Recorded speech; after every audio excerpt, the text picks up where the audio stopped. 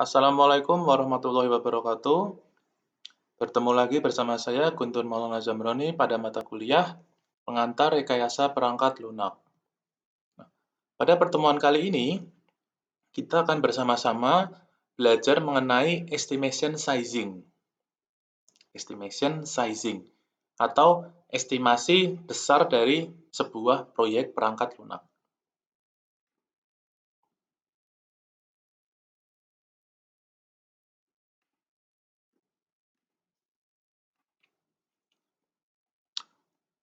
Beberapa capaian pada pertemuan kali ini, yang pertama adalah mahasiswa diharapkan memahami estimation sizing dan jenis-jenisnya. Jadi terdapat beberapa jenis atau beberapa metode untuk melakukan estimasi besar dari sebuah proyek pengembangan perangkat lunak. Nanti akan kita lihat satu persatu. Kemudian, capaian kedua adalah mahasiswa diharapkan akan mampu melakukan estimation sizing analysis. Jadi diharapkan setelah materi ini, kalian dapat melakukan estimasi sebuah proyek perangkat lunak.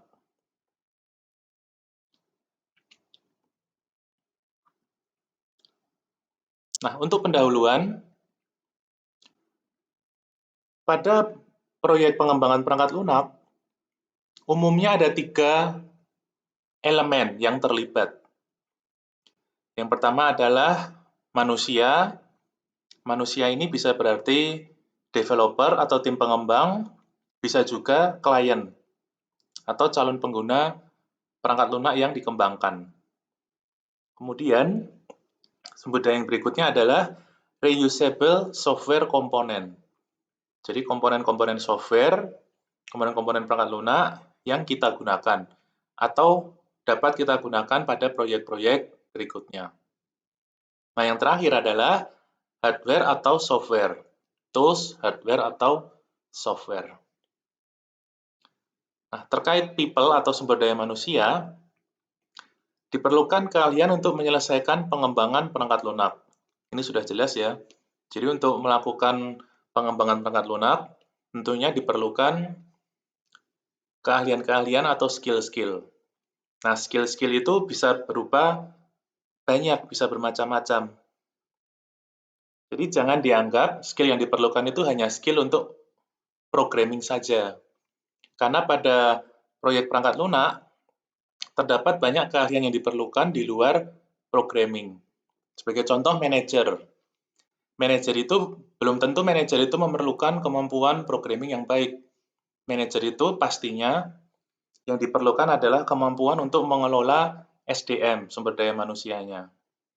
Kemudian contoh lainnya adalah programmer atau developer. Kalau itu jelas ya, yang diperlukan adalah kemampuan untuk programming, atau contoh lainnya katakanlah analis. Sistem analis itu belum tentu perlu memiliki kemampuan programming yang baik. Analis itu yang diperlukan adalah seberapa bagus dia melakukan analisis terhadap sistem yang akan dikembangkan. Kemudian contoh lainnya marketing. Pada sebuah tim pengembangan perangkat lunak atau software developer tentunya memerlukan orang marketing. Begitu ya. Nah, untuk besarnya atau jumlah personil yang diperlukan, besarnya ukuran tim, itu bisa berbeda-beda. Tergantung dari besar proyek yang dikerjakan. Terkadang, katakanlah pada sebuah proyek, tim itu hanya berukuran 10 personil atau 10 orang. Tetapi misalkan tiba-tiba deadline-nya itu dimajukan, maka mau tidak mau, tim harus menambah jumlah personil. Tujuannya untuk apa? Tujuannya untuk mempercepat kerja supaya waktu deadline-nya bisa terpenuhi. Itu terkait sumber daya manusia. Kemudian yang kedua, reusable software resources. Nah, ini ada beberapa jenis ya. Yang pertama adalah off-the-shelf component. Off-the-shelf component itu apa? Intinya adalah memanfaatkan kode-kode program yang telah dibuat atau pernah digunakan pada proyek-proyek internal sebelumnya. Jadi misalkan developer, software developer itu pernah mengembangkan proyek menggunakan katakanlah pattern MVC, maka pattern tersebut akan dapat digunakan pada proyek-proyek yang lainnya. Semisal proyek lainnya itu memerlukan pattern MVC tersebut. Kemudian yang kedua, full experience component. Full experience component ini lebih bisa dibilang lebih seperti mereview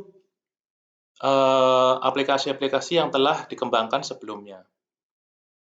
Jadi semisal pernah mengembangkan sebuah aplikasi A, katakanlah, maka tim akan mereview aplikasi tersebut untuk dipelajari seandainya akan digunakan pada proyek-proyek berikutnya. Kemudian yang ketiga, partial experience component. Partial experience component ini boleh dibilang seperti menggabungkan proyek-proyek yang lalu, proyek-proyek yang pernah dikerjakan dengan proyek yang dikerjakan saat ini.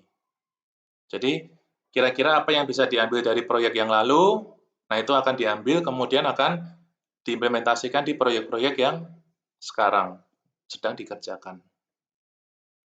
Sedangkan yang terakhir, new components ini berarti membuat komponen baru untuk proyek yang sedang dikerjakan tersebut. Jadi tidak mengambil komponen-komponen dari proyek-proyek yang sebelum-sebelumnya.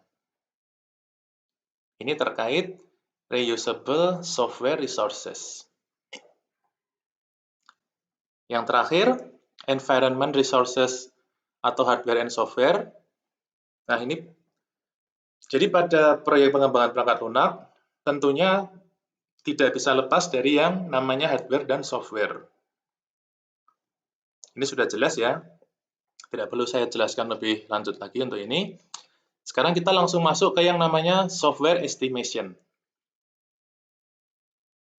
Apa itu software estimation? Mudahnya, software estimation adalah sebuah proses untuk mengetahui dan mengalokasikan waktu dan sumber daya. Sumber daya seperti apa yang dimaksud? Sumber daya bisa berupa sumber daya manusia, bisa juga finansial atau biaya. Pada sebuah proyek pengembangan perangkat lunak. Ini definisi sederhananya. Nah, kenapa kita perlu melakukan atau perlu memahami mengenai estimasi software ini, software estimation? Sekarang saya berikan contoh. Semisal ada software developer. Dia menerima proyek mengembangkan aplikasi, katakanlah web aplikasi, web app. Nah, tentunya software developer tersebut atau tim pengembang perlu menentukan, yang pertama, perlu menentukan SDM-nya, apakah SDM yang dimiliki ini mampu untuk mengerjakan proyek tersebut, kira-kira seberapa besar tim pengembang, dalam artian berapa jumlah SDM yang diperlukan. Kemudian yang berikutnya terkait biaya. Katakanlah kita menerima proyek seperti ini, maka berapa biayanya proyek tersebut, berapa harganya proyek tersebut. Waktu juga sama. Kira-kira butuh waktu berapa lama sih untuk mengerjakan proyek tersebut? Nah, hal-hal seperti itu kan sebaiknya ditentukan atau sebaiknya diketahui oleh tim pengembang dan juga diketahui oleh klien. Terutama untuk waktu dan biaya ya, karena klien itu perlu mengetahui estimasi waktu penyelesaian proyek dan estimasi biaya pengembangan proyek tersebut. Nah, ini umumnya terkadang itu software developer mereka tidak melakukan perhitungan, dalam artian mereka memberi estimasi waktu atau biaya itu berdasarkan kebiasaan. Dalam artian, katakanlah mungkin dulu dia pernah menerima proyek sejenis, proyek serupa seperti yang akan dikerjakan itu. Nah, berdasarkan pengalaman-pengalaman sebelumnya, maka tim pengembang dapat langsung ibaratnya menembak, langsung menentukan oh waktunya kira-kira 5 bulan, kira-kira 3 bulan.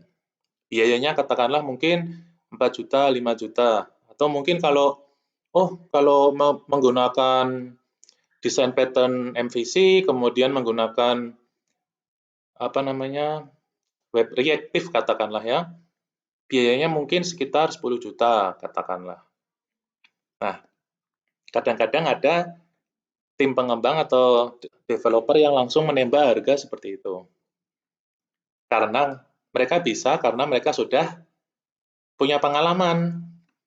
Nah, sedangkan kita atau katakanlah kalian yang mungkin belum punya pengalaman, ada baiknya kalian mempelajari mengenai software estimation seperti ini. Nah, ini tadi saya sebutkan mengapa perlu estimasi. Kalau di gambar dapat kalian lihat, ada segitiga ini ya. Segitiga ini memiliki 3 atribut atau 3 parameter. Yang pertama adalah biaya, kemudian schedule atau jadwal, dan performa. Nah, di tengah-tengah ini proyek. Sebisa mungkin proyek itu kita buat di tengah-tengah. Ya, bukan sebisa mungkin sih ya, tergantung permintaan klien juga. Jadi sebagai contoh, katakanlah klien ingin sebuah proyek yang memiliki performa sangat bagus atau proyek yang cukup rumit, cukup kompleks. Maka proyek akan berada pada titik ini, titik kanan bawah, mendekati arah performance. Sehingga akan menjauhi cost dan akan menjauhi schedule. Apa maksudnya itu? Adalah, semisal proyek itu dituntut memiliki performa yang bagus, maka mau tidak mau, biaya yang dihasilkan atau biaya yang diperlukan akan meningkat. Begitu juga dengan schedule. Ini kan kalian lihat misalkan titiknya ada di kanan bawah, dia akan jauh dari schedule sehingga dapat diartikan bahwa untuk mendapatkan katakanlah sistem dengan performa yang bagus, maka mau tidak mau schedule atau waktu yang diperlukan akan cukup lama. Nah, ini parameter-parameter yang perlu dikelola ketika melakukan pengembangan perangkat lunak. Kemudian, bagaimana misalkan proyek itu ada di titik sini, di dekat cost, di atas ini, maka dapat diartikan proyek tersebut memiliki biaya yang cukup murah. Biayanya cukup murah. Tetapi imbasnya apa? Imbasnya akan memerlukan waktu pengerjaan yang lama dan memiliki kualitas atau performa yang rendah. Jadi sekali lagi, terkait biaya, kemudian waktu pengerjaan, dan performa atau kualitas, ini adalah 3 hal atau 3 parameter yang harus dikelola ketika melakukan proyek pengembangan perangkat lunak. Begitu ya. Nah, mengenai metode estimasi, project estimation method, terdapat 3 metode yang umumnya digunakan. Jadi ini metodenya ada banyak ya, ada beberapa, ada metode estimasi agile juga, dan lain-lain. Tapi di sini untuk perkenalan, kami kenalkan dengan 3 metode saja. Yang pertama, ada yang namanya simply method. Simply method. Kemudian yang kedua, function point. Metode function point. Yang ketiga, use case point. Jadi, untuk melakukan estimasi besar proyek, sebetulnya ada banyak ya, tapi di sini hanya kami kenalkan 3. Nah, yang pertama, simply method.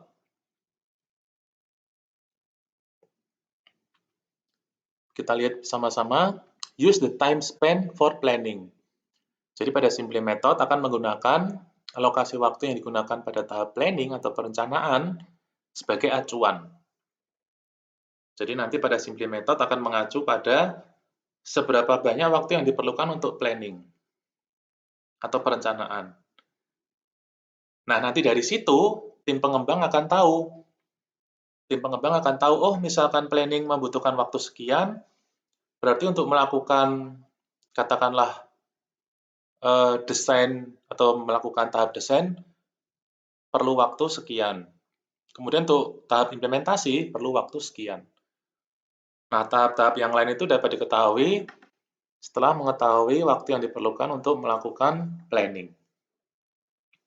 Gitu ya. Kemudian nanti pada Simply Method akan menggunakan industri standard percentages. Jadi akan menggunakan sebuah standar ukuran yang umumnya digunakan pada industri-industri. Kemudian nanti pada Simply Method kita juga akan dapat mengetahui waktu keseluruhan untuk melakukan proyek pengembangan perangkat lunak. Itu Simply Method.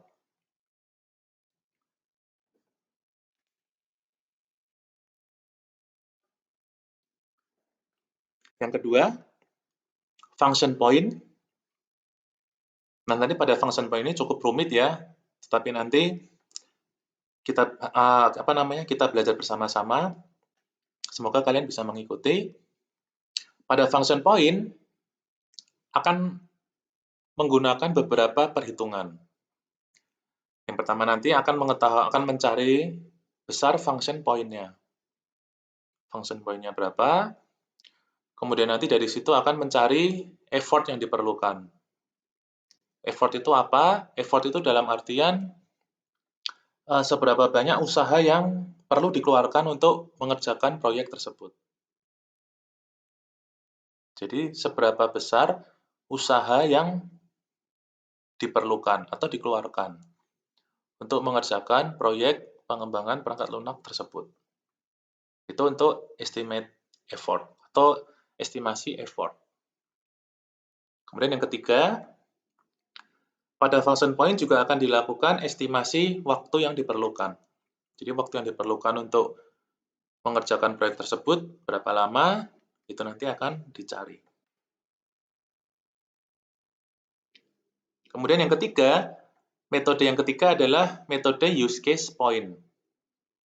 Nah, metode use case point ini umumnya digunakan sebagai alternatif dari function point. Bukan berarti function point ini jelek ya, function point ini umum digunakan juga oleh industri-industri, umum digunakan ini. Tetapi misalkan tidak menggunakan ini, maka kita dapat menggunakan use case point.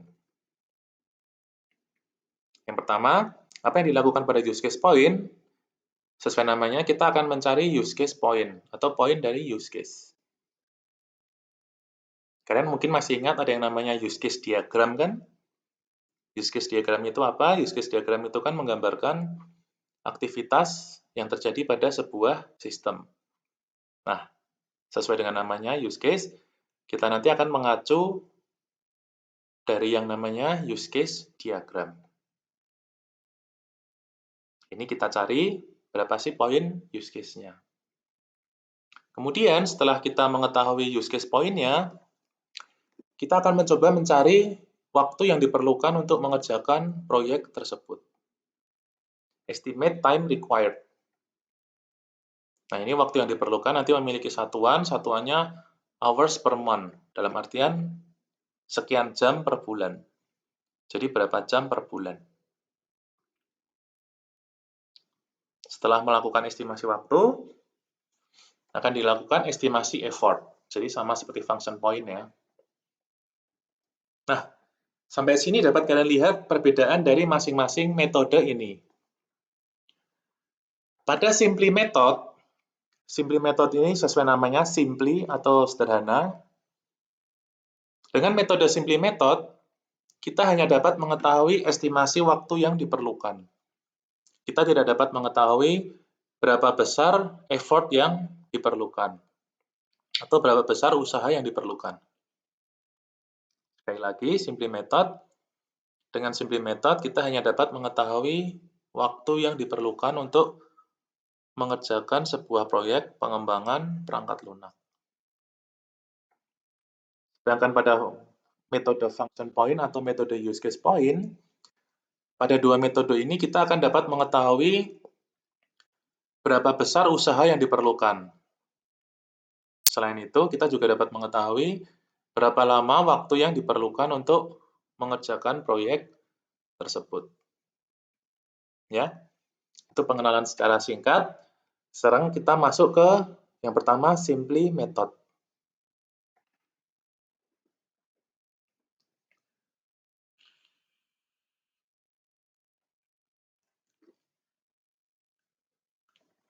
Jadi simply method, seperti yang sudah saya singgung sebelumnya, pada simply method kita akan menggunakan acuan waktu tahap planning. Kenapa menggunakan acuan waktu tahap planning? Karena tahap planning ini adalah tahap pertama dari sebuah kegiatan untuk mengembangkan perangkat lunak. Ya kan? Ketika melakukan pengembangan perangkat lunak, kita pasti akan berawal dari planning atau perencanaan. Tidak bisa kita langsung tiba-tiba masuk ke desain, apalagi langsung masuk ke implementation. Jadi, karena planning itu atau tahap perencanaan itu merupakan tahap yang pertama kali dikerjakan, sehingga harapannya tahap planning itu akan selesai lebih dahulu sebelum tahap-tahap yang lain. Sehingga kita dapat menggunakan acuan waktu penyelesaian tahap planning tersebut. Nanti ada contohnya, saya berikan. Yang kedua, simply method akan menggunakan prosentase standar industri. Ya, ini sudah saya jelaskan yang tadi juga. Kemudian estimasi seluruh waktu yang diperlukan untuk mengerjakan proyek akan diketahui.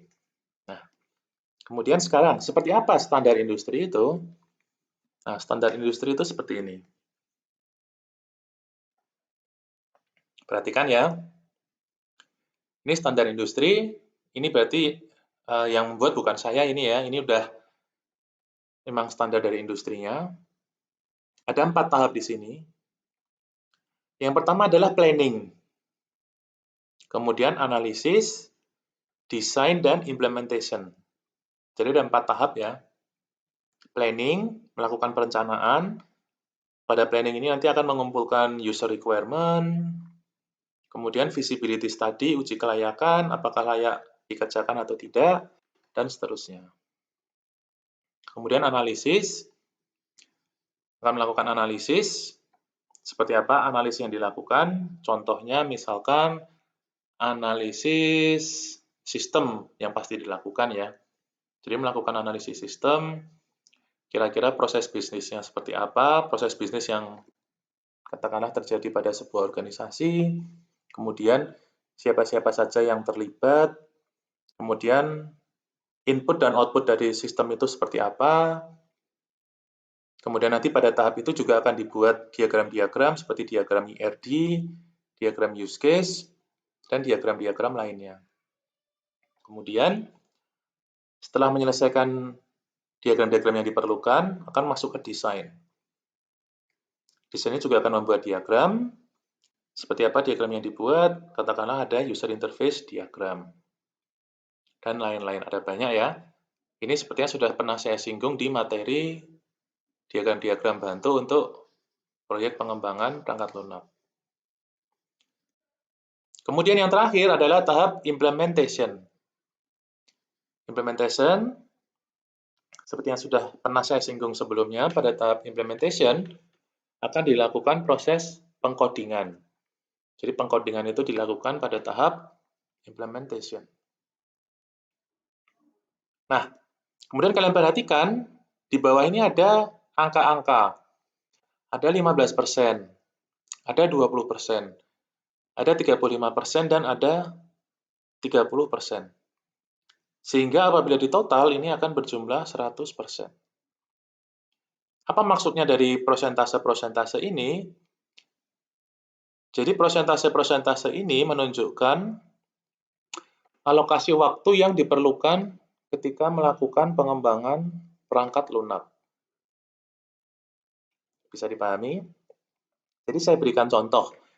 Semisal pada tahap planning, perencanaan, ketika kalian melakukan pengumpulan requirement, Kalian tanya-tanya ke user atau calon klien sistem seperti apa yang diinginkan, kemudian teknologi seperti apa yang diperlukan, kemudian kalian melakukan analisis kelayakan ekonominya bagaimana, apakah menguntungkan untuk perusahaan atau tidak, kemudian analisis teknologinya, apakah teknologi yang ada ini mungkin mendukung untuk pengembangan proyek tersebut, kemudian dari organisasi, apakah organisasi tersebut akan menggunakan sistem apabila sistem itu dikembangkan.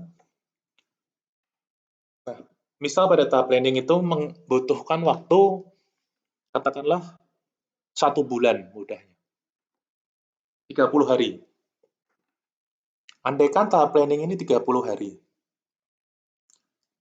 Sehingga dari 30 hari yang ini, kita dapat mengetahui waktu-waktu yang diperlukan untuk tahapan-tahapan yang lainnya.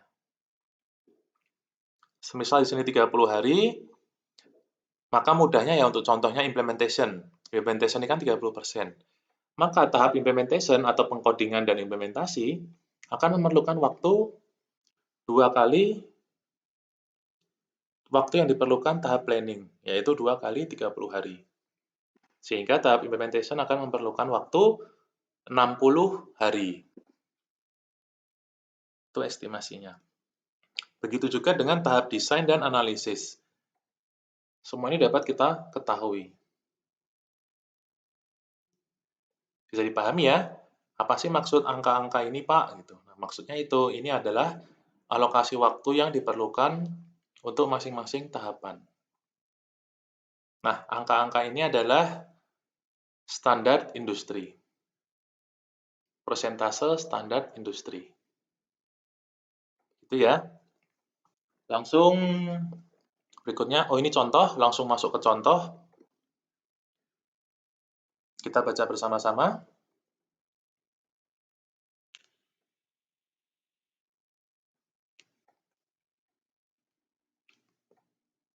Semisal kita melakukan sebuah proyek pengembangan untuk web app, aplikasi web.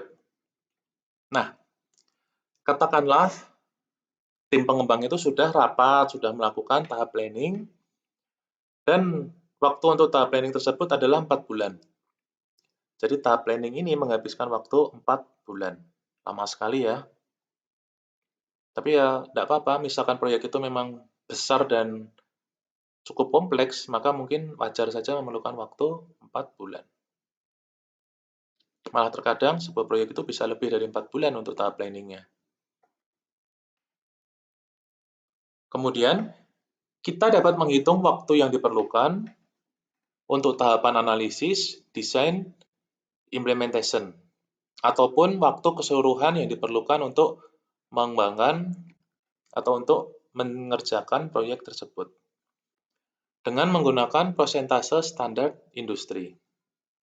Sekali lagi, standar industri itu apa? Standar industri itu ini ya, 15%, 20%, 35%, dan 30%. Seperti apa caranya? Nah, tabelnya seperti ini.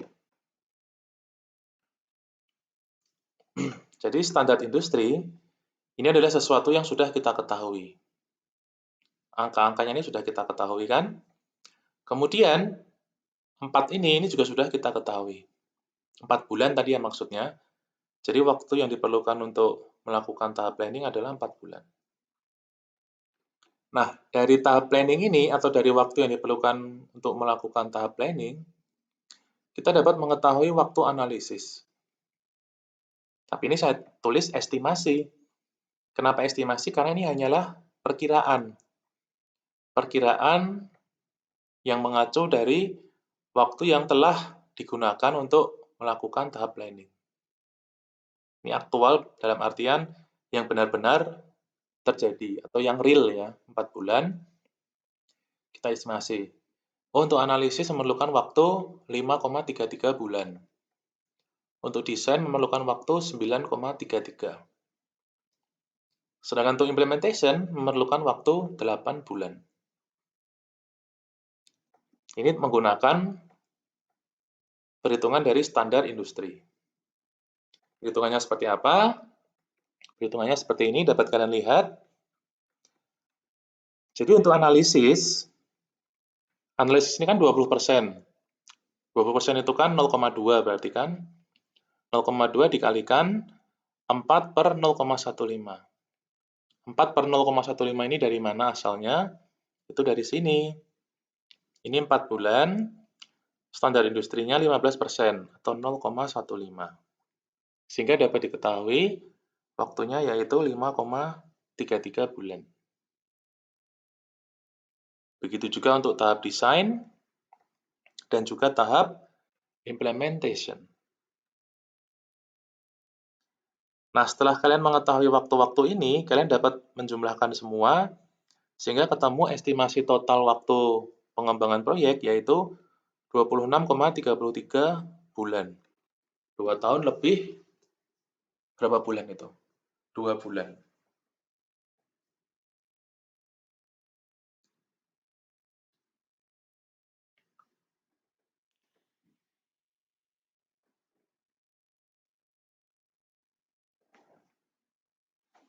Bisa dipahami ya? Saya lanjutkan.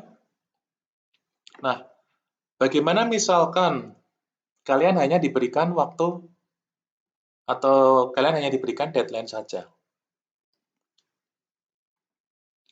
Ini sering kalian alami ya, atau mungkin bakal kalian alami besok ketika kalian melakukan KP atau MTP. Jadi ketika kalian melakukan KP atau MTP, kalian kan umumnya akan terkejar atau memiliki deadline biasanya. Katakanlah, misalkan kalian mengerjakannya mepet-mepet, maka hanya akan memiliki waktu 2 bulan, misalkan. Nah, bagaimana misalkan kita hanya diberikan waktu? Kita hanya diberikan jenjang waktu, pokoknya proyek harus selesai dalam waktu, katakanlah 5 bulan gitu. Nah, dari 5 bulan tersebut, akan bisa kalian bagi. Seperti ini. Jadi misalkan total waktu yang diberikan itu 5 bulan, maka waktu yang diperlukan untuk melakukan tahap planning adalah 0,15 atau 15% dikalikan total waktu proyek. Begitu juga untuk analisis, 20% atau 0,2. Untuk desain, 35% atau 0,35. Implementation, 30% atau 0,3. Dikalikan total waktu proyek. Jadi dari 5 bulan tadi, kalian akan tahu, oh untuk melakukan tahap planning, waktunya sekian minggu. Untuk analisis sekian, desain sekian, implementation sekian. Ini perlu diketahui supaya kalian dapat mengatur waktu. Tim pengembang dapat mengatur waktu. Supaya tidak molor. Nah, nanti yang paling berperan dalam mengatur waktu adalah manajernya atau tim leader. Tim leader harus dapat mengatur waktu ini. Supaya proyeknya tidak melebihi deadline yang telah diberikan. Jadi bisa dimengerti ya. Itu adalah metode Simply Method. Simply Method. Jadi sekali lagi, Simply Method itu sangat sederhana. Dan pada Simply Method, kalian hanya dapat mengetahui waktu, estimasi waktu.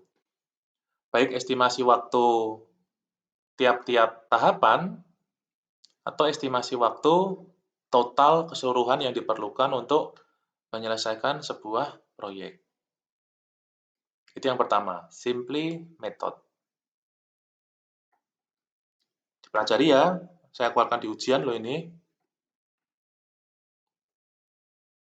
Yang berikutnya, function point. Function point adalah unit pengukuran dari ukuran fungsionalitas sebuah perangkat lunak. Jadi ini mengukur atau melakukan estimasi besar perangkat lunak, biayanya ataupun waktu yang diperlukan berdasarkan ukuran fungsionalitas. dari sebuah perangkat lunak. Baik perangkat lunak yang sudah jadi, masih dalam pengembangan, ataupun masih dalam bentuk konsep. Jadi yang masih dalam bentuk konsep itu ternyata juga dapat diestimasi. Nah, function point mengukur perangkat lunak berdasarkan fungsionalitas kan. Komponen fungsionalitas seperti apa yang diukur? Yang pertama adalah transaksi. Transaksi, bukan transaksi jual beli ya, maksudnya transaksi aktivitas yang dilakukan dengan menggunakan perangkat lunak tersebut. Yang kedua adalah storage. Storage ini udah pasti pada tahu, storage itu apa ya, tempat penyimpanan, atau di sini mungkin nanti storage itu untuk ya tempat penyimpanan. Betul. Yang ketiga, proses logic. Nah, seperti apa? Saya berikan ilustrasinya. Nah, seperti ini. Semoga terlihat ya di tempat kalian. Ini kayaknya tempat saya masih kecil sekali fontnya.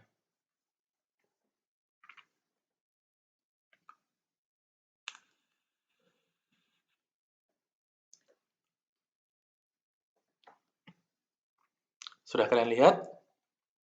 Bingung? Nggak apa. Kita belajar bersama-sama. Jadi kita perhatikan di tengah-tengah. Ini katakanlah ada sebuah sistem. Katakanlah ini sistem di UAD ya. Ada namanya sistem informasi akademik. Kalau di kita mungkin namanya portal ya. Portal UAD, sistem informasi akademik. Nah, pada sistem informasi akademik ini memiliki storage atau tempat penyimpanan internal. Nah, ini tempat penyimpanan internal ini kita sebut dengan internal logical files atau ILF. Bisa mengikuti? Nah, sistem informasi akademik ini memiliki beberapa proses bisnis. Yang pertama, ada persiapan perkuliahan. Yang kedua, ada pelaksanaan perkuliahan. Yang ketiga, ada evaluasi perkuliahan. Nah, masing-masing proses bisnis ini memiliki storage masing-masing. Nah, storage masing-masing itu, atau storage dari masing-masing komponen eksternal ini disebut dengan external interface file, atau EIF. Ya, jadi ini proses bisnis yang terjadi. Nah, pada suatu kondisi bisa jadi ada sistem lain yang melakukan interaksi dengan sistem informasi akademik UAD ini. Sebagai contoh, sistem informasi perpustakaan. Seperti apa contoh interaksinya atau komunikasinya? Misalkan sistem informasi perpustakaan ini memerlukan data-data mahasiswa. Dan data mahasiswa tersebut disimpan di sistem informasi akademik. Maka mau tidak mau akan terjadi interaksi, pertukaran data. Ada terjadi request dan send, pengiriman data yang diperlukan. Nah, interaksi-interaksi yang terjadi ini disebut dengan transaction, transaksi. Begitu ya, ada transaksi.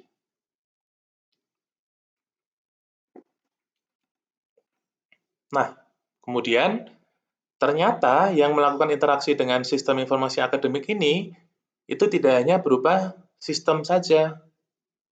User atau manusia ini juga melakukan interaksi dengan sistem, melakukan transaksi dengan sistem. Nah, ketika user melakukan atau memberikan masukan kepada sistem, melakukan entry, maka akan disebut dengan external input, EI. Ya. Ketika user melakukan request atau permintaan atau mau mengambil data dari sistem informasi akademik ini, maka akan melakukan atau akan membuat yang namanya external query, request, disingkat dengan EG ya, atau external output, disingkat dengan EO. Bisa dipahami? Ini lebih kurang interaksi yang terjadi. Nah, dari sini, dari contoh diagram sederhana ini, kita dapat mengetahui, atau bukan dapat mengetahui ya, dapat mengira-ngira data-data yang diperlukan untuk melakukan proses estimasi dengan menggunakan metode function point. Yang diperlukan adalah yang pertama, memerlukan yang namanya EI, external input, external query, dan external output. Jadi 3 jenis transaksi ini diperlukan. Ini diperlukan untuk dapat melakukan estimasi ya. Selain jenis transaksi, juga diperlukan data function yang terlibat atau yang digunakan. Tadi ada yang namanya ILF, ingat, internal logical file, dan EIF, external interface file. ILF itu apa? ILF itu adalah database di dalam sistem tersebut atau katakanlah internal database ya. Sedangkan EIF ini adalah database dari sistem atau proses bisnis lainnya. Nah, dari situ akan dapat dilakukan perhitungan menggunakan metode function point.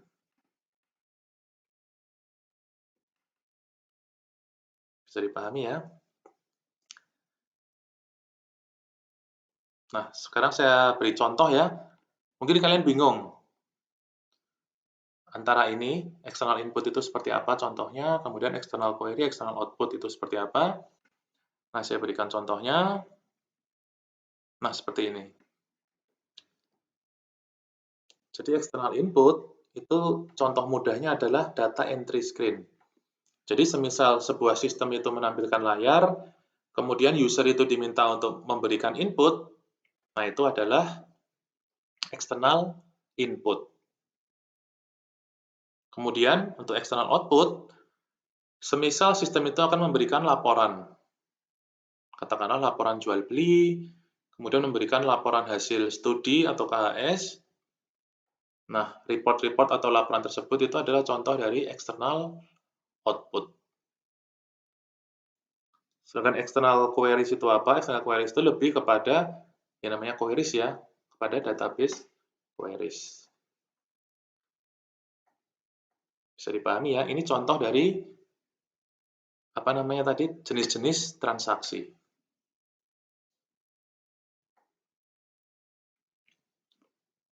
Nah, kita lanjutkan. Langkah-langkah function point. Ini kalian lihat.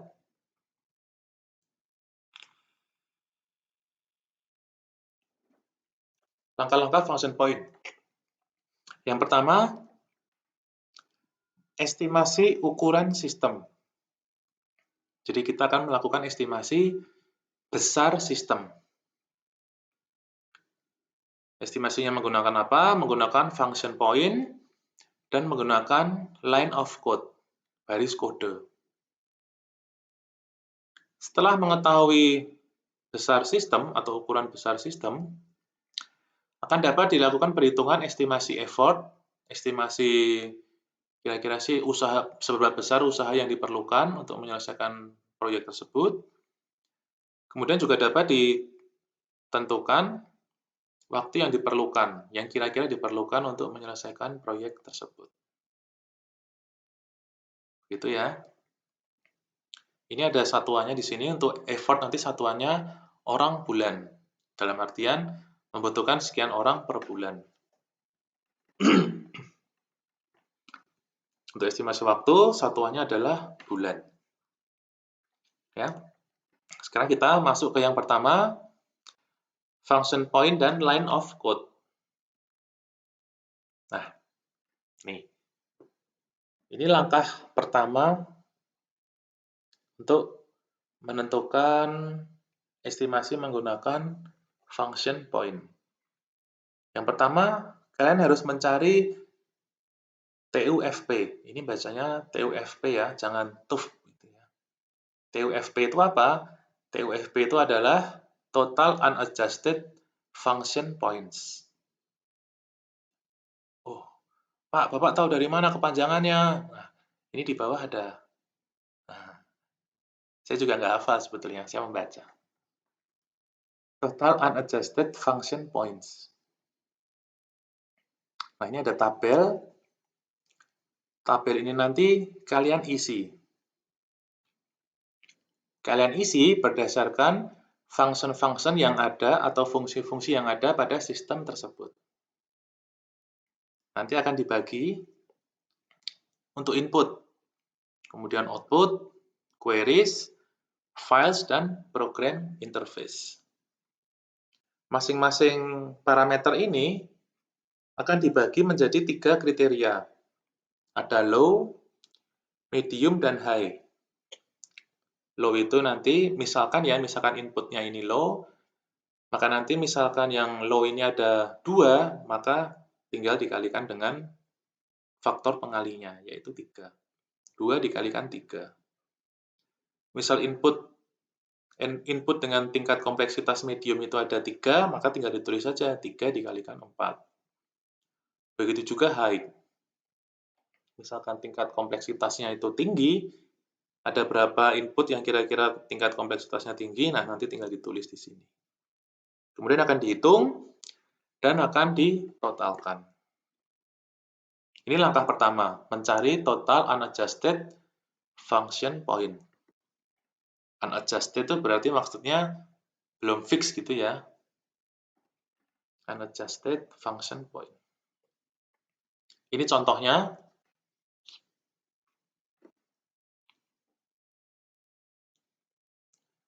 Jadi misal pada sebuah proyek itu total inputnya itu ada 6.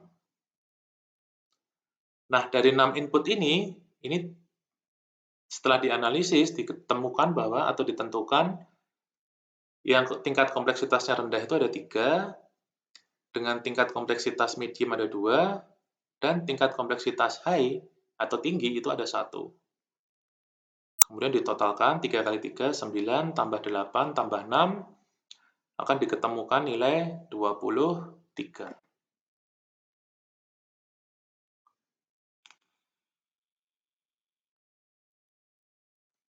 Bisa dipahami ya. Begitu juga untuk komponen output, komponen queries, file, dan program interface. Kalian perhatikan, ini adalah jenis transaksi. Tadi kan external input, external output, external queries, dan ini adalah logical-nya tadi ya. Logical, proses logical-nya. Ditemukan total unadjusted function point sebesar 338. Itu langkah pertama, mencari total unadjusted function points. Yang kedua,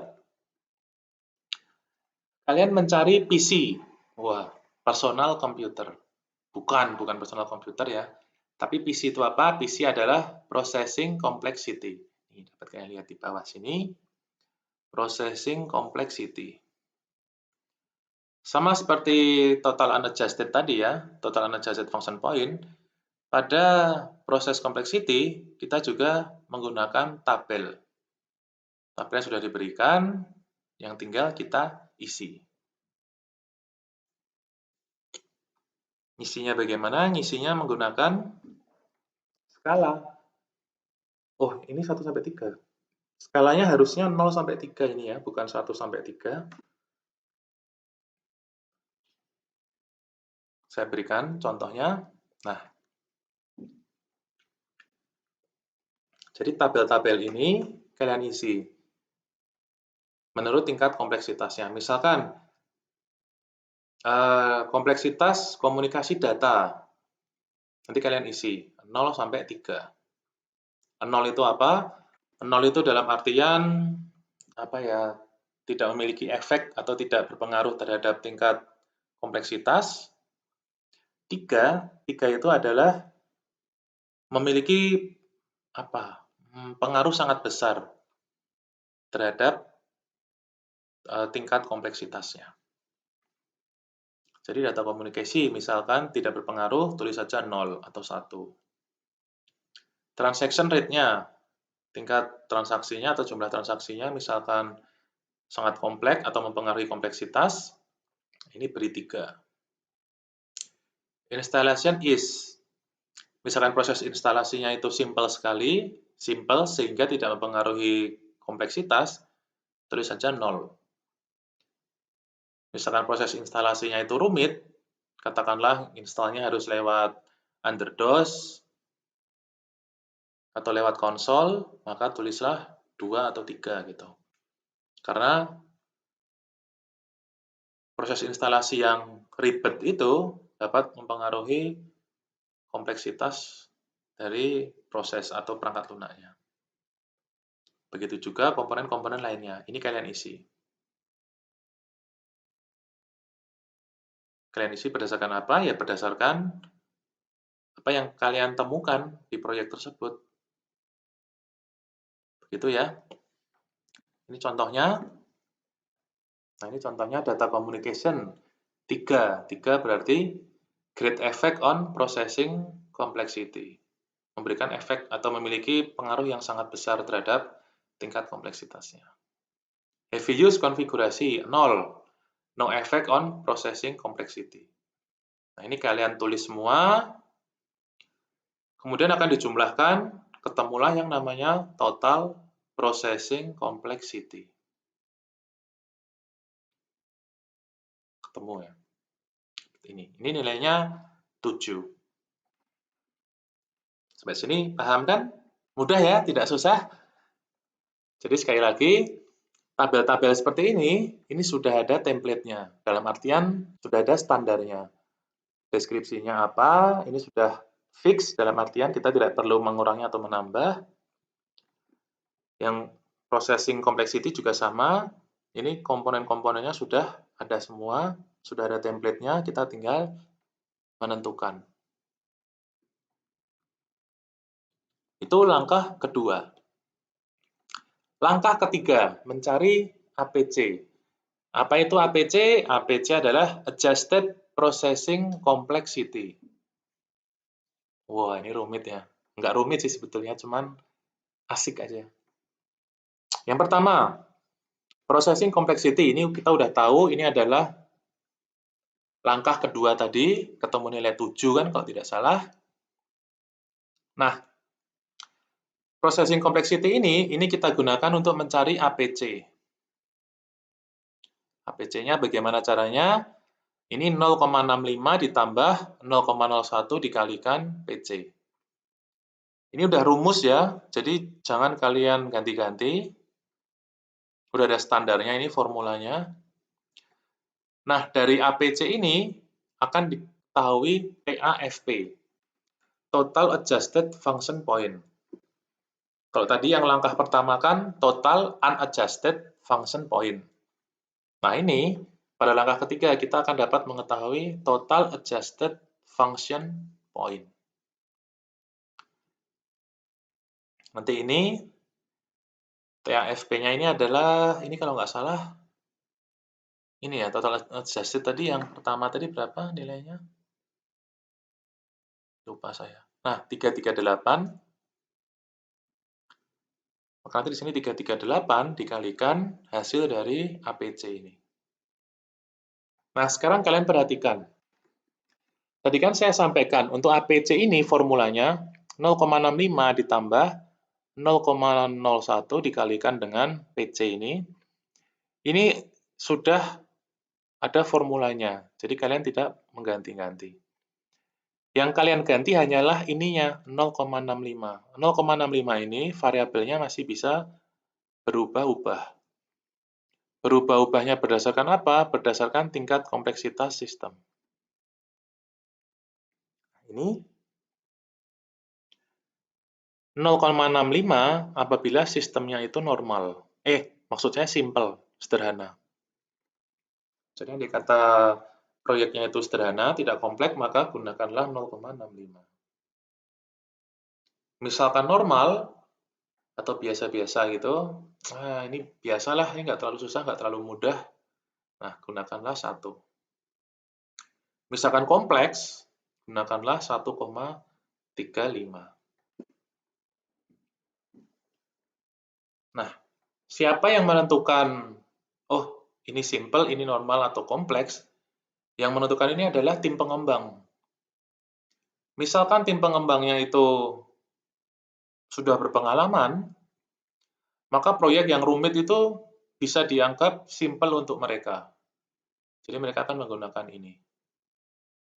Tetapi untuk tim pengembang yang masih baru, atau developer dengan anggota-anggota yang masih baru-baru, katakanlah mungkin fresh graduate ya, yang baru lulus, atau mungkin malah masih kuliah, proyek yang sederhana itu bisa saja mereka kategorikan sebagai proyek yang cukup kompleks. Dan mereka akan menggunakan variabel 1,35 sebagai pengali pada adjusted processing complexity. Gitu ya. Jadi tidak ada yang menyalahkan semisal kalian menggunakan 0,65 atau 1,0 atau 1,35. Karena kenapa? Karena tingkat kompleksitas itu bisa berbeda-beda dari developer yang satu ke developer yang lain. Tergantung dari pengalaman dan kemampuan developer-developer tersebut. Bisa dipahami ya? Jadi sekali lagi ini 0,65 bisa menjadi 1 atau bisa menjadi 1,35. Tergantung tingkat kerumitannya menurut kalian. Nah, ayo kita isi ini. Hasilnya seperti ini. Tadi sudah ketahuan processing complexity-nya 7. Kemudian PCA-nya 0,65, ini 0,01, 7-nya pindah sini, ketemu 0,72. Kemudian function point-nya ini dari total unadjusted function point tadi, 338 dikalikan PCA. Adjusted Processing Complexity, ketemu TAFP-nya atau Total Adjusted Function Points dengan nilai 243. Wah, bingung Pak, gitu. Jangan bingung lah, ini masih belum apa-apa ya. Nanti di slide-slide berikutnya itu, wah lebih membingungkan lagi. Tapi saya yakin kalian bisa. Silahkan dipelajari terlebih dahulu, saya berikan waktu.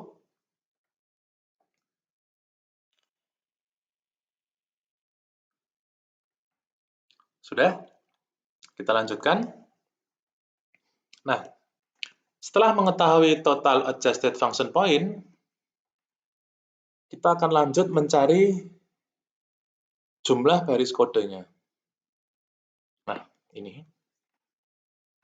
Lines of codes, baris kode. Baris kode ini dicari menggunakan apa? Ini ada rumusnya. TAFP, Total Adjusted Function Point, yang sudah kita ketahui sebelumnya tadi, dikalikan LOC, Line of Codes, dibagi TAFP. Ini contohnya. Semisal TAFP-nya, TAFP itu yang tadi ya, ini ya, diketahui TAFP-nya itu 243. Kemudian, software yang digunakan itu adalah Java. Jadi pengembangannya menggunakan Java. LOC-nya, line of code-nya, menggunakan rumus seperti ini. Jadi 243 dikalikan LOC kali 55 diketahui sama dengan 1365 line of code.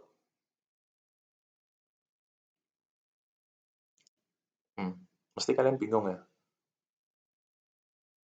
Ini ketemu 55 dari mana, Pak? Gitu. Nah, jadi ini 55 itu diketahui berdasarkan konversi function point ke line of code. Jadi ada konversinya. Bukan ada konversinya, maksudnya ada standarnya ya. Ada standarnya. Misalkan menggunakan bahasa C. Maka diestimasi jumlah baris kodenya per function point itu adalah 130.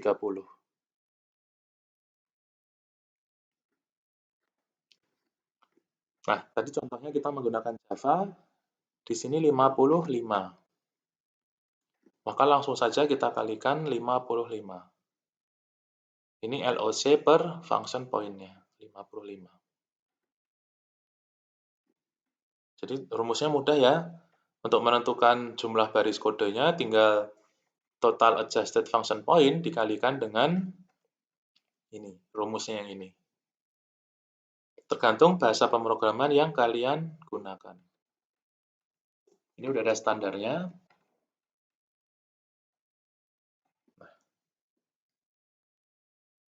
Dapat diketahui jumlah baris kode pada proyek tersebut. 13.365 baris kode. Itu mencari function point dan line of code-nya. Nah, langkah kedua,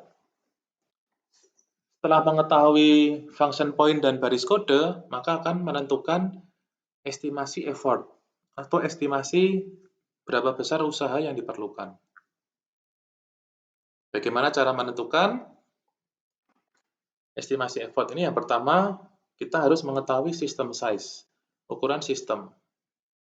Jadi kita mengetahui ukuran sistemnya berdasarkan jumlah line of code atau jumlah baris kode. Kemudian setelah mengetahui besar sistem, kita perlu mengetahui production rate. Apa itu production rate? Production rate adalah jumlah pekerjaan per waktu yang diberikan. Jadi berapa banyak pekerjaan berdasarkan waktu yang diberikan. Nah, untuk estimating effort ini, kita akan menggunakan yang namanya COCOMO, model COCOMO. Ini cukup terkenal ya. Banyak artikel-artikel jurnal yang membahas mengenai COCOMO. Misalkan kalian ada waktu, kalian bisa searching-searching terkait COCOMO ini, dikembangkan oleh Barry Boehm. Nah, COCOMO ini, model COCOMO, ini nanti dapat mengkonversi baris kode menjadi person month atau orang per bulan. Seperti apa model COCOMO? Kita lihat bersama-sama. Nah, ini model COCOMO.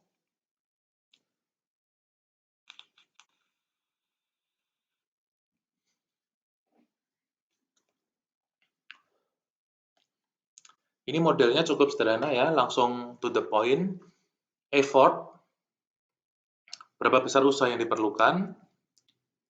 Satuannya person month atau orang per bulan.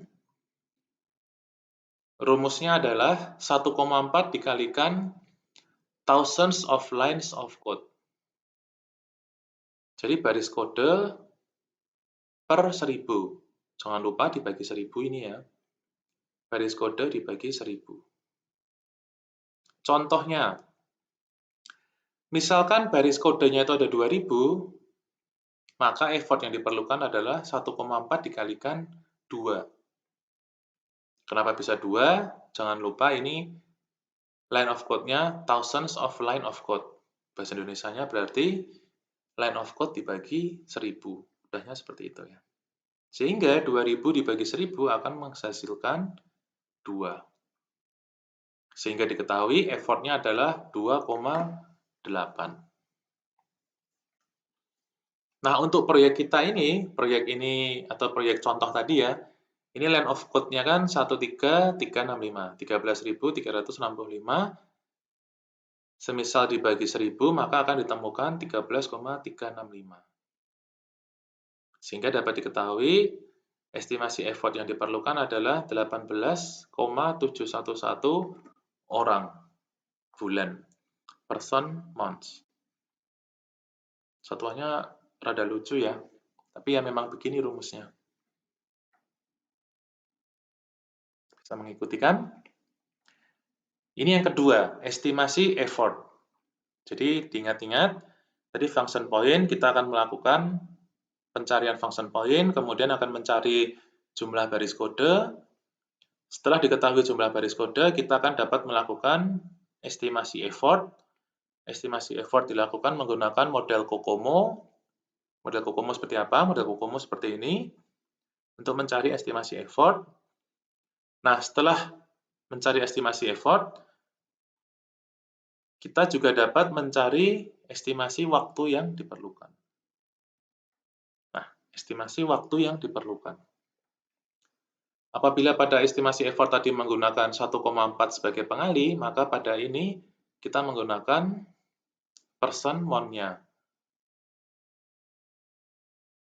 Person month itu apa? Person month itu yang tadi. Effort ini tadi. Yang mana? Nah, ini. Menggunakan effort. Jadi sekali lagi urutannya, kalian perlu mencari function point, kemudian dari situ kalian dapat menemukan line of code, jumlah baris kode. Dari jumlah baris kode, kalian dapat menentukan estimasi effort.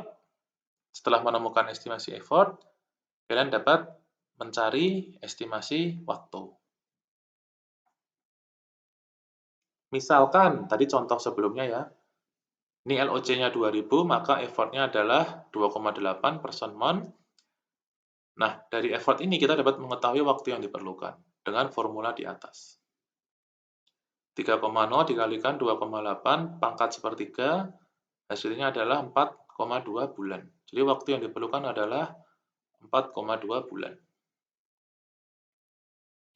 Untuk proyek yang tadi, dengan line of code sebesar 13.365, effortnya adalah 18,711 person months atau orang bulan, sehingga waktu yang diperlukan adalah 3,0 dikalikan 18,711 pangkat sepertiga, sama dengan 7,9 bulan. Sudah? Sampai sini paham ya? Lebih mudah yang mana? Oh, saya yakin kalian pasti bilang lebih mudah yang menggunakan function point dibandingkan simply method.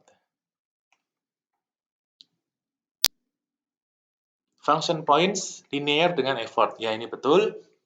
Semakin besar nilai function points, semakin besar function point, maka secara otomatis jumlah line of code-nya akan semakin besar. Sehingga effort yang diperlukan akan semakin besar. Semakin besar effort, maka waktu yang diperlukan akan semakin besar. Gitu ya. Sampai sini ada pertanyaan? Tidak ada ya? Wah, alhamdulillah. Lanjut ke use case point. Ini metode ketiga. Ingat-ingat tadi yang pertama metode simply method. Pada simply method hanya dapat diketahui estimasi waktu yang diperlukan. Waktu yang diperlukan untuk masing-masing tahapan ataupun waktu yang diperlukan untuk menyelesaikan keseluruhan proyek. Kemudian metode kedua, metode function point. Pada metode function point kita dapat mengetahui estimasi effort dalam artian seberapa besar usaha yang diperlukan dan juga estimasi waktu yang diperlukan untuk menyelesaikan proyek tersebut. Nah, metode ketiga yaitu use case point.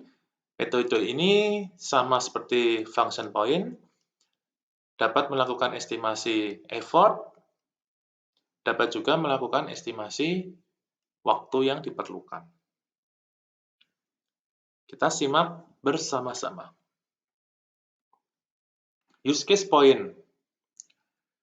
Use case point adalah atau dapat digunakan sebagai alternatif dari function point method. Jadi betul ya, use case point ini digunakan sebagai alternatif dari metode function point.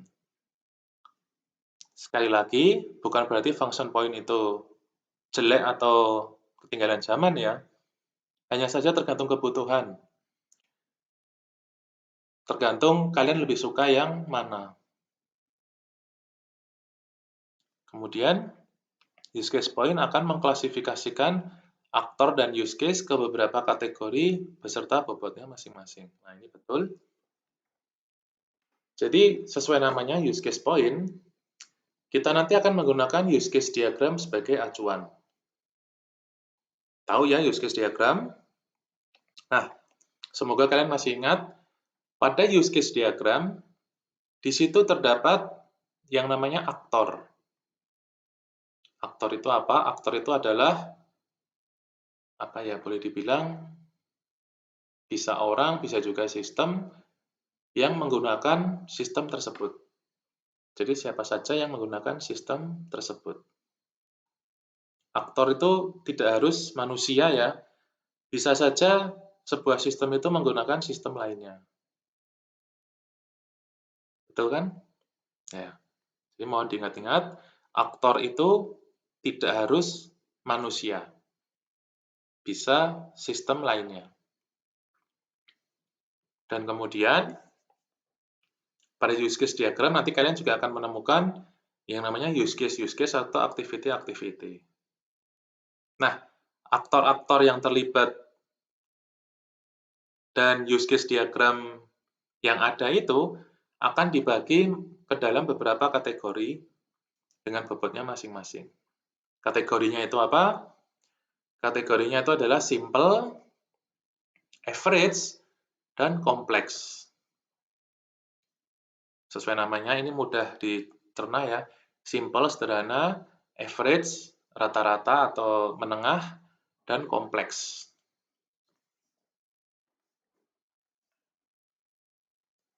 Bisa dipahami ya? Kita lanjut.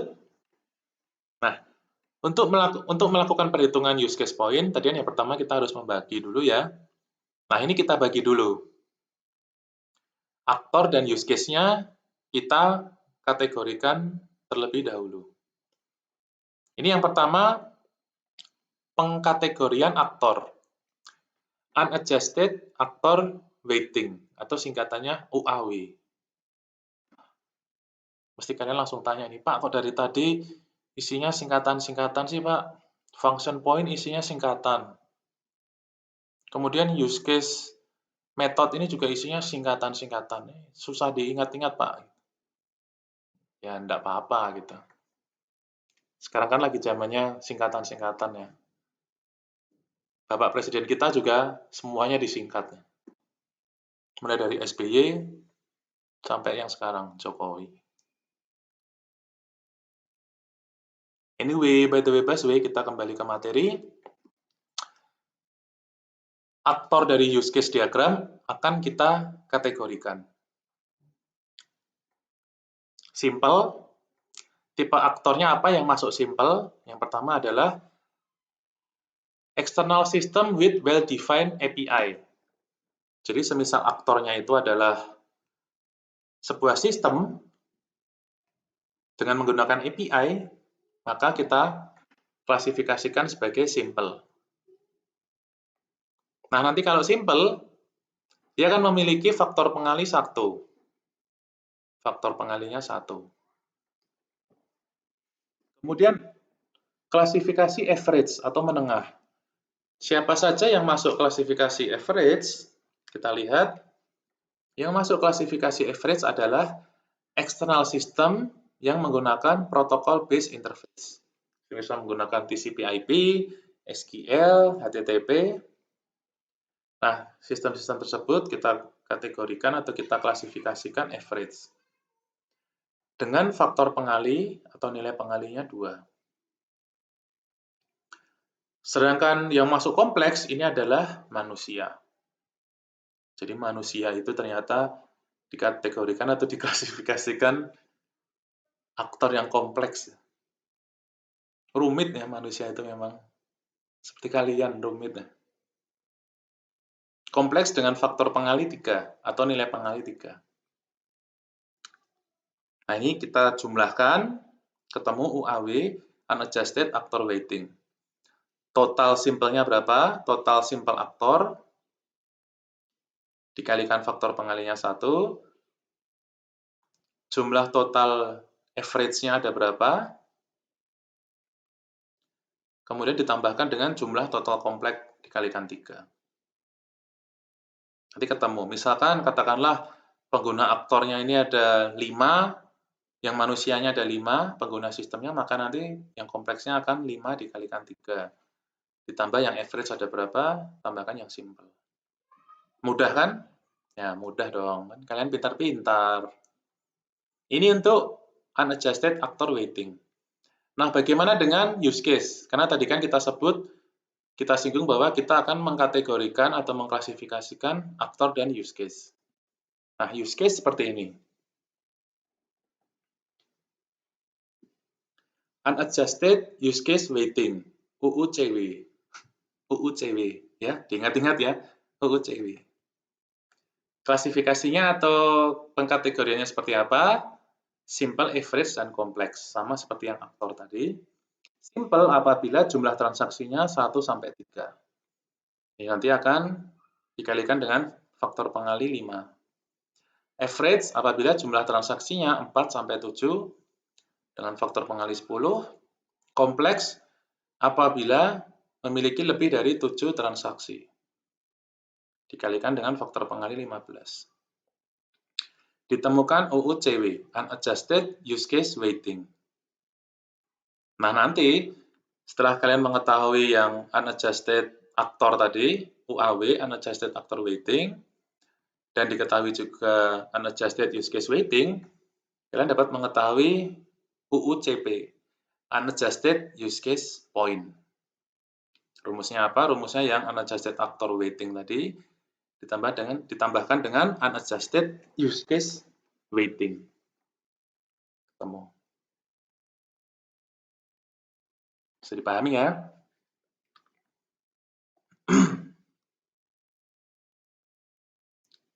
Paham kan?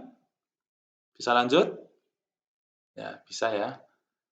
Setelah mengetahui Unadjusted Use Case Point, nah kita akan masuk ke yang namanya Technical Complexity Factors. Wah, singkatan semua Pak ya. Ya ada apa singkatan? TCF atau Technical Complexity Factors digunakan untuk mengestimasi ukuran perangkat lunak dengan mempertimbangkan faktor kompleksitas dari sisi teknis. Sesuai namanya, Technical Complexity Factors, kita akan mencari tingkat kompleksitas dari sisi teknis. Nah, TCF ini atau Technical Complexity Factor dilakukan dengan mengisi 3 faktor atau kriteria teknis. Sekali lagi, ini semua sudah ada template-nya ya. Termasuk yang ini sudah ada, ini nilainya sudah merupakan standar ya. Yang UAW atau UUCW ini sudah standar semua, kita tidak bisa mengganti-ganti faktor pengalinya ini sudah standar semua. Begitu juga dengan ini 13 kriteria ini sudah standar, kita tidak bisa mengurangi atau menambah. Nah, 13 kriteria dari sisi teknis ini akan kalian nilai, kalian tentukan menggunakan nilai 0 sampai dengan 5, di mana 0 itu tidak relevan, dan 5 itu relevan. Kemudian nanti akan diketemukan nilai TF kan, nilai technical factor. Nah, technical factor ini dapat digunakan untuk mencari technical complexity factor. Menggunakan rumus TCF sama dengan 0,6 ditambah technical factor dibagi 100. Nah, tampilnya seperti apa? Tampil kriteria teknisnya seperti ini. 13 kriteria teknikal. Berikut deskripsinya dan weight atau faktor pengalinya.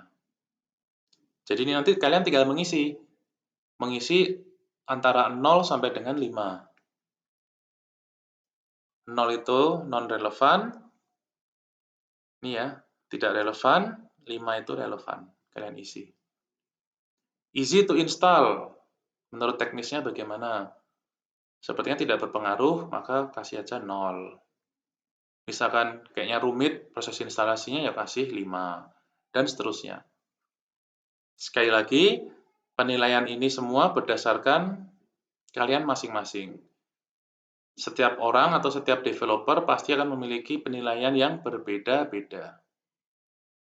Bisa jadi di developer lain itu nilainya tinggi, di tempat kalian nilainya bisa rendah. Jadi tidak usah khawatir. Sudah? Bisa dipahami ya? Ini Technical Complexity Factor, TCF. Setelah technical, nah kita mencari ECF. Apa itu ECF? ECF adalah Environmental Complexity Factor. ECF adalah faktor lain yang ikut mempengaruhi estimasi ukuran besar perangkat lunak dengan mempertimbangkan faktor environment, faktor lingkungan ya. Jadi kalau yang TCF tadi adalah mempertimbangkan faktor dari sisi teknis, nah sekarang pada ECF ini memperhitungkan faktor environment atau lingkungan. Lingkungan itu seperti apa maksudnya? Lingkungan itu macam-macam, bisa dari katakanlah anggota tim. Anggota timnya itu bagaimana? Kemudian apakah anggota timnya itu sudah pada berpengalaman, ataukah ada yang part-time dalam artian kontrak, ataukah ada apakah tim pengembang itu memahami bahasa pemrograman yang digunakan. Nah, hal-hal seperti itu nanti masuk ke dalam kriteria environment. Apabila pada technical complexity factor sebelumnya tadi ada 13 faktor, ini ya, ada 13. Nah, pada environmental complexity ada 8 faktor atau kriteria yang perlu diisi. Sama menggunakan nilai 0 sampai 5, akan tetapi 0 itu adalah no experience, tidak memiliki experience, dan 5 itu adalah expert, ahli. Nanti dari sini diketemukan environmental factor. Nah, environmental factor atau EF ini digunakan untuk mencari environmental complexity factor. Menggunakan rumus di bawah ini. ECF sama dengan 1,4 ditambah minus 0,03 dikalikan EF, environmental factor. Bisa dipahami ya? Seperti apa faktor-faktor atau kriteria-kriterianya? Nah, ini adalah tabel kriteria environment atau faktor-faktor environment. Yang pertama, seberapa familiar dengan sistem development proses yang digunakan. Jadi seberapa familiar tim pengembang itu dengan software development proses yang digunakan. Ini ada faktor pengalinya. Sekali lagi, bisa kalian isi dengan 0 sampai dengan 5. 0 misalkan kalian tidak memiliki pengalaman atau tidak familiar. 5 apabila kalian itu betul-betul menguasai software sistem development proses yang digunakan. Itu faktor yang pertama. Kemudian yang kedua, application experience. Seberapa banyak pengalaman kalian dengan aplikasi yang digunakan. Kemudian object oriented experience. Lead analysis capability, kapabilitas analis leadernya. Motivasi developer. Requirement stability, seberapa stabil requirement atau kebutuhan proyek tersebut. Maksudnya bagaimana? Maksudnya apakah requirement atau kebutuhan-kebutuhan itu maksudnya apa? Labil atau tidak? Labil itu maksudnya sering mengalami perubahan atau tidak. Apabila sering mengalami perubahan, maka akan kita nilai aja dengan 0. Kemudian part-time staff. Misalkan pada developer itu memiliki anggota tim yang part-time atau magang, nah ini ternyata juga dinilai. Apakah staff yang magang itu memiliki pengalaman, no experience, atau expert. Apabila no experience, tinggal kita isi dengan 0. Apabila expert, kita isi dengan 5, sesuai penilaian ini. Yang terakhir, difficulty of programming language. Tingkat kesusahan bahasa pemrograman yang digunakan. Jadi seberapa menguasai developer dengan bahasa pemrograman yang digunakan. Misalkan kalian menguasainya Kotlin, kemudian tiba-tiba kalian diminta menggunakan Swift atau menggunakan Golang, katakanlah, maka tentu nilainya akan bisa jadi 2, 3, atau 4, tergantung kalian yang menilai. Ini tabelnya ya. Bisa mengikuti ya. Jadi tadi sudah ada namanya, apa tadi namanya, malah lupa saya. Nah ini, ada namanya TCF, Technical Complexity Factor, dan ada namanya Environmental Complexity Factor. Nah, setelah itu diketahui, setelah TCF dan ECF diketahui, kita akan dapat menghitung namanya use case point.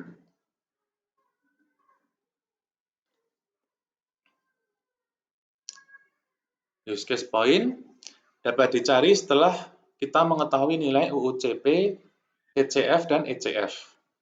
Kita lihat ya, UUCP ada di depan tadi. Nah ini, UUCP, Unadjusted Use Case Point. Cara mencarinya bagaimana? Mencarinya Unadjusted Actor Weighting ditambah Unadjusted Use Case Weighting. Yang bobot aktor dan bobot use case tadi dijumlahkan. Kemudian TCF juga bisa kita ketahui menggunakan rumus ini. ECF menggunakan rumus ini. Nah, kemudian tinggal kita jumlahkan, maka ditemukanlah yang namanya Adjusted Use Case Point atau singkatnya UCP.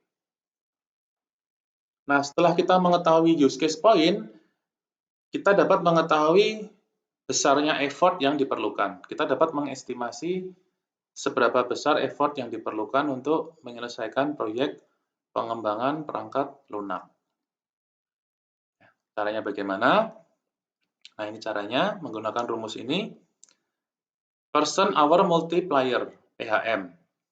Setelah mendapatkan nilai UCP, kita dapat mengetahui besar effort yang diperlukan untuk mengembangkan perangkat lunak. Kemudian PHM atau Person Hour Multiplier, faktor pengali person hour, adalah indikator waktu yang diperlukan untuk satu use case point. Ini rumusnya ya, effort in person hour, estimasi effort sama dengan UCP, use case point, dikalikan person hour multiplier. Nah, ini person hour multiplier-nya ada nilainya. Seperti apa nilainya? Nah, ini. Person hour multiplier. Perhatikan jumlah assigned value yang kurang dari 3 pada E1 sampai dengan E6. Ditambah dengan jumlah assigned value lebih dari 3 pada E7 sampai dengan E6. Itu maksudnya apa? Maksudnya ini, kita lihat tabel environmental. Pada E1 sampai dengan E6. Tadi apa? Lupa saya malah. Nah, perhatikan jumlah assigned value yang kurang dari 3 pada E1 sampai dengan E6. Jadi kita perhatikan, dari E1 sampai dengan E6 ini, apakah ada yang kurang dari 3? Yang nilainya kurang dari 3. Tadi kan tim developer mengisi sesuai dengan kemampuan mereka kan, apakah kan kadang ada yang ngisi 0, ada yang ngisi 1, dan seterusnya sampai 5. Nah, ini diperhatikan. Hitung ada berapa banyak nilai yang kurang dari 3, dari E1 sampai dengan E6. Begitu juga yang E7 dan E8. Perhatikan yang ini E7 dan E8, jumlah assigned value yang lebih dari 3 pada E7 dan E8. Tambah ya ini, apabila jumlahnya dari 2 ini kurang dari atau sama dengan 2, jadi katakanlah yang jumlah ini yang kurang dari 3 dan ini yang lebih dari 3, itu kalau dijumlahkan kurang dari atau sama dengan 2, maka PHM-nya 20. Ya. Apabila berjumlah 3 atau 4, maka PHM yang digunakan adalah 28. Ini ya, digunakan untuk faktor pengalinya ini. 20 apabila jumlahnya ini kurang dari 2 atau sama dengan 2. 28 apabila 3 atau 4. Selain itu, sebaiknya pertimbangkan kembali proyek karena besarnya risiko akan terjadinya kegagalan. Jadi boleh dibilang PHM-nya itu hanya ada 2 pilihan, antara 20 atau 28. Bisa dipahami ya. Ini kalian perhatikan ya, jumlah assigned value yang kurang dari 3 pada E1 sampai dengan E6 ditambah dengan jumlah assigned value yang lebih dari 3 pada E7 sampai dengan E8. Paham ya? Nah, berikutnya contoh kasus. Ini contoh menggunakan use case point. Menggunakan metode use case point untuk menentukan estimasi proyek. Silahkan diperhatikan.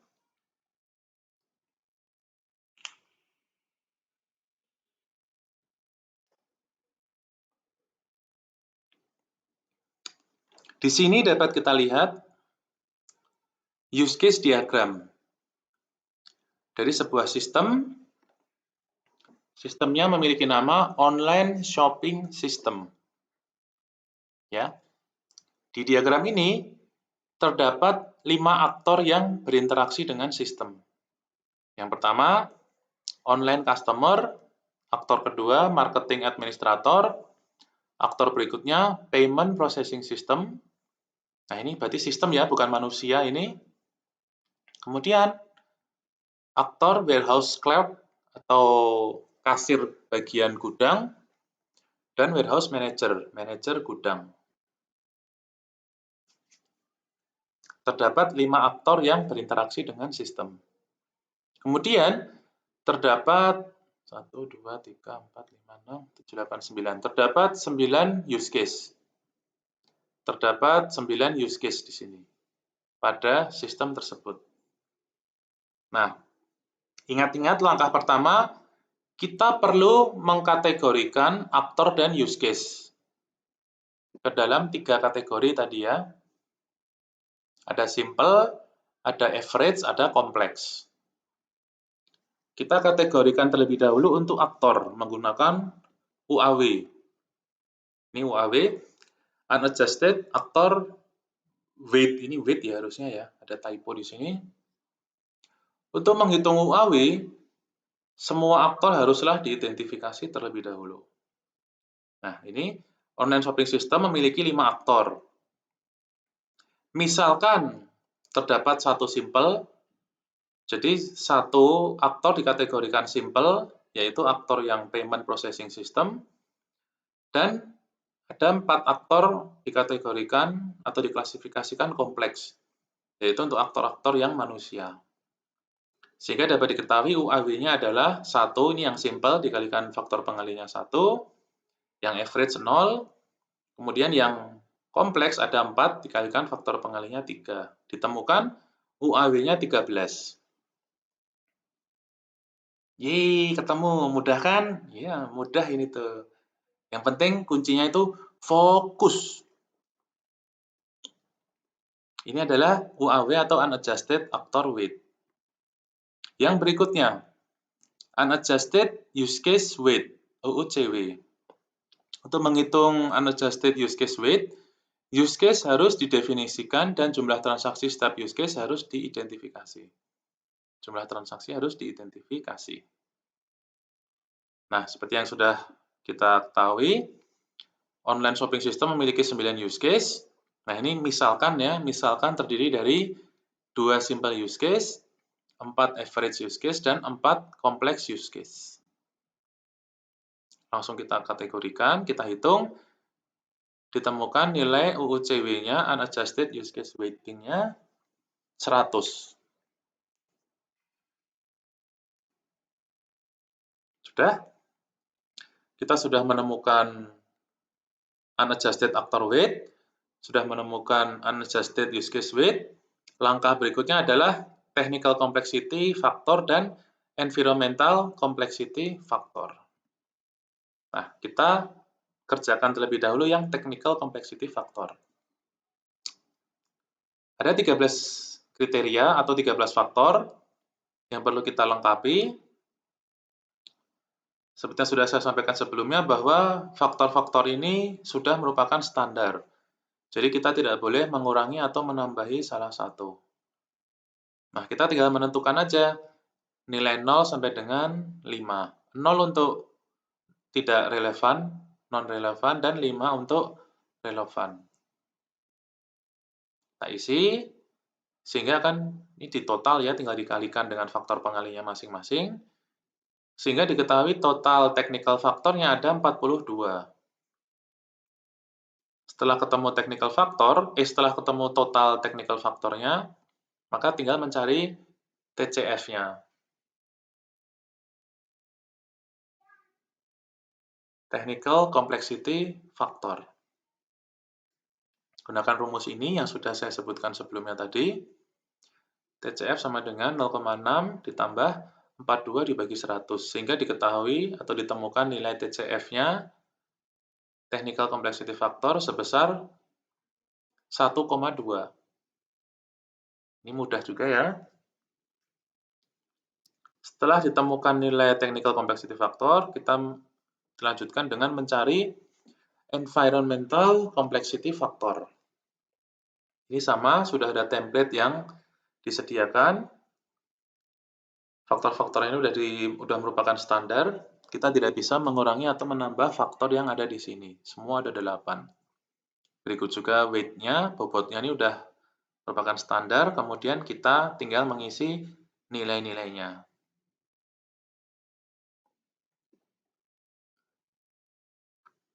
Kita isi, oh ini ada yang typo nih, ini harusnya 1. Ini 1 ya. Nanti saya koreksi. Setelah kalian isi dan kalian kalkulasi, maka akan diketahui total EF-nya 10,5. Ya, misalkan ini ya, ini permisalan. Ditemukan total environmental faktornya 10,5. Setelah diketahui nilai total environment factor, kita dapat mengetahui nilai ECF-nya, Environmental Complexity Factor. Menggunakan rumus ini, diketahui ECF-nya adalah 1,085.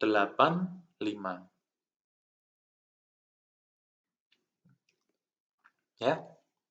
Nah, jadi kan sampai sini kita sudah mengetahui nilai dari unadjusted use case point. Unadjusted use case point itu adalah unadjusted actor weight ditambah dengan unadjusted use case point. Ya kan? Nah, selanjutnya kita dapat mengetahui nilai dari use case point.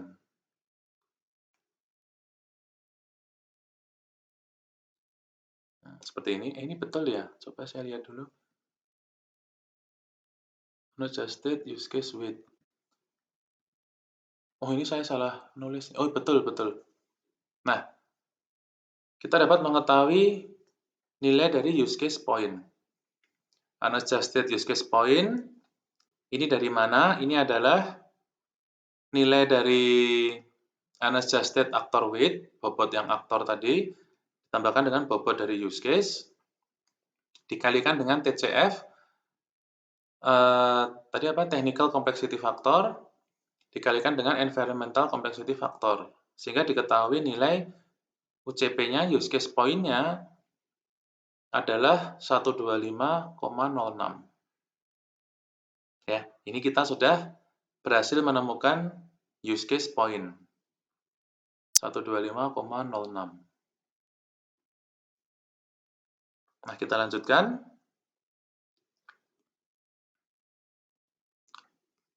Nah, online shopping system memiliki estimasi total use case point dengan jumlah 125,06 use case point untuk mengembangkan sistem tersebut. Jadi untuk mengembangkan online shopping system perlu use case point sebanyak 125,06.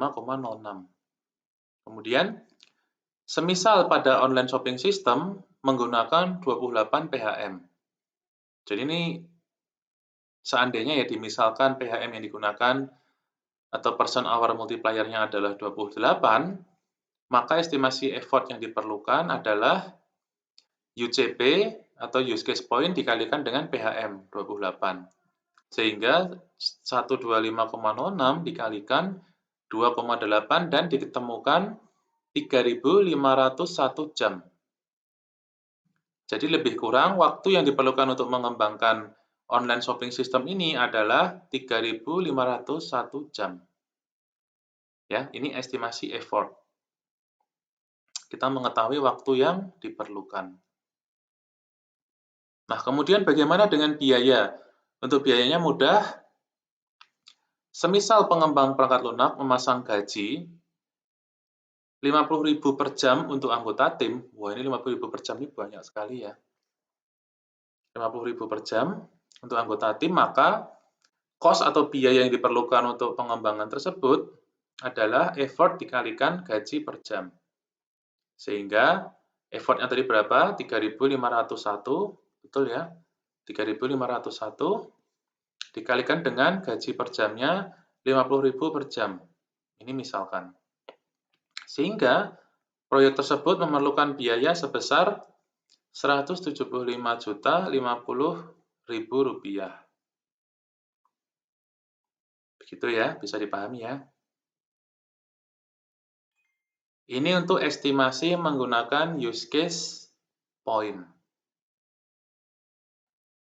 Gitu. Nah, kemudian untuk melakukan use case point, kita juga bisa menggunakan bantuan software. Ini ada software yang umum digunakan untuk membantu kita melakukan estimasi use case point ya, estimasi use case point. Aplikasinya adalah Sparks EA. Ini EA ini bukan Electronic Arts ya. Nanti kalau Electronic Arts berarti yang membuat FIFA dong. Ini bukan itu ya. Ini nama aplikasinya Sparks EA. Misalkan kalian ingin coba-coba, silahkan kalian download ini, kalian cari Sparks EA. Nanti tampilan user interface-nya lebih kurang seperti ini. Ini juga contoh tampilan dari aplikasi Sparks EA yang dapat kita gunakan untuk melakukan estimasi menggunakan metode use case point. Ini sudah ada hitung-hitungannya, kita tinggal mengisi.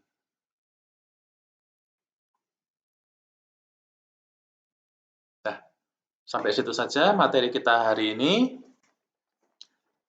Saya tahu materi hari ini cukup rumit ya, banyak hitung-hitungannya, banyak rumusnya, tapi tidak apa, saya yakin kalian bisa memahami.